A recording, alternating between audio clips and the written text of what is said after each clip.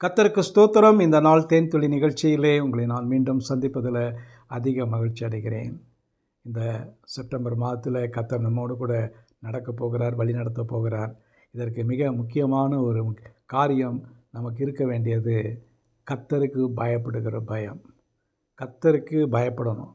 கர்த்தர் ஏதோ நம்மை குச்சி வச்சு பிரம்பு வைத்து அடிக்கின்றது படித்து பயமுறுத்துகிற தெய்வன் அல்ல. அவர் நம்மை அன்பாக எல்லா காரியங்களிலும் வழிநடத்தி நம்மோடு கூட நம்ம மீது அன்பு கூறுகிற தேவன். தேவன் விரும்புகிற காரியம் என்று சொன்னால் அவருக்கு பயப்படுகிற பயம் நமக்கு இருக்க வேண்டும். இன்றைக்கு இந்த உலகத்தில் கர்த்தருக்கு பயப்படுகிறதை காட்டிலும் உலகத்தில் மற்ற அநேக காரியங்களுக்கும் சட்ட திட்டங்களுக்கும் பயப்படக்கூடியவர்களாக இருக்கிறாங்க. உலகத்தில் ஒரு தேசத்தில் சட்டம் இருக்கிறது, நீதி இருக்கிறது, நியாயம் இருக்கிறது.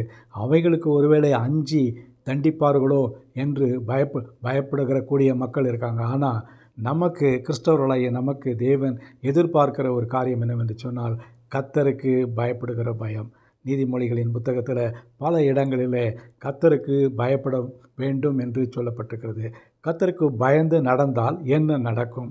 இதை குறித்து ஒரு சில காரியங்களை பார்ப்போம். இந்த நாளிலே நீதிமொழிகளின் புத்தகம் 9ஆம் அதிகாரத்தில் 10வது வசனத்தை நான் உங்களுக்கு படிக்க விரும்புகிறேன். கர்த்தருக்கு பயப்படுதல் ஞானத்தின் ஆரம்பம், பரிசுத்தரின் அறிவே அறிவு. கர்த்தருக்கு பயப்பட வேண்டும் என்பதுதான் ஒரு முக்கியமான ஒரு கருப்பொருளாக இருக்கிறது. அதுதான் நமக்கு வேண்டிய ஞானத்தின் அது ஒரு ஆரம்பமாக இருக்கிறது. முதலாவது நீதிமொழிகளில் சொல்லப்பட்டிருக்கிறது, கர்த்தருக்கு பயப்படுகிற பயம் இருக்க வேண்டும். கர்த்தருக்கு பயப்படுகிறதே ஞானம் என்று சொல்லப்பட்டிருக்கிறது. இந்த நீதிமொழிகளின் புத்தகத்தில் ஞானத்தை குறித்தும் அறிவை குறித்தும் மிக மிக அளவாக சொல்கிறது. அந்த அழகான வார்த்தைகளிலே ஞானம்தான் மிக சிறந்ததாய் காணப்படுகிறது. அறிவை நாம் நம்முடைய படிப்புகள் மூலமாக பல காரியங்கள் மூலமாக பெற்றுக்கொள்கிறோம். ஞானம் வேண்டும் என்று சொன்னால் அந்த ஞானம் பரத்திலிருந்து வர வேண்டியதாக இருக்கிறது. ஜோதிகளின் பிதாவினிடத்திலிருந்து நமக்கு கிடைக்கக்கூடிய ஞானம்தான் அது பரிசுத்தமுள்ள ஒரு ஞானமாக இருக்கிறது. இந்த வேளையில் கூட அவரை தேவனை பரிசுத்தராகி அந்த தேவனை அறிகிற அறிவே அறிவு என்று சொல்லப்பட்டிருக்கிறது. அவரை தான் நம்ம முழுவதுமாக அறிய வேண்டும்.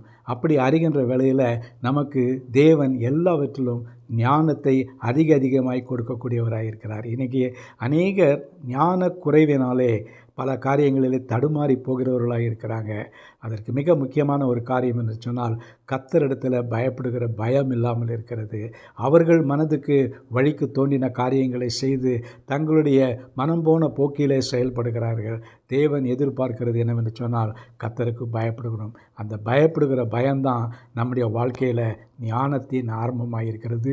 அதோடு கூட பரிசுத்த தேவனை அறிகிறதற்கு அது ஒரு வழியாக இருக்கிறது. அதுதான் பரிசுத்தரின் அறிவே அறிவு, அறிகிற அறிவே அறிவு என்று சொல்லப்பட்டிருக்கிறது.